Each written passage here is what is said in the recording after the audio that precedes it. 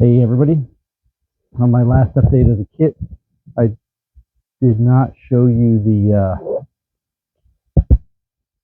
quick release.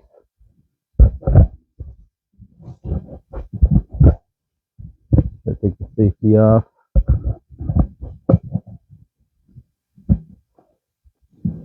So that's what that looks like.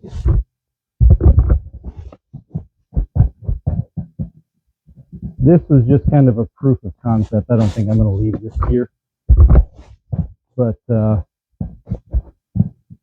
I could do that.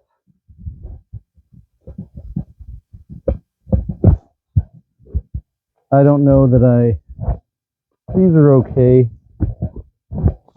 So I don't know that this by itself will interfere with drawing magazines, but if I had anything on here, I mean, obviously there's the big old holster that's going to get in the way, but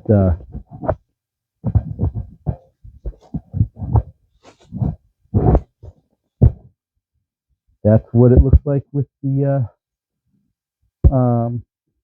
Blade Tech quick release, and this is their MOLLE attachment system. So I can take this off of here and put it wherever I have MOLLE on the kit, and it will allow me to attach things on and off.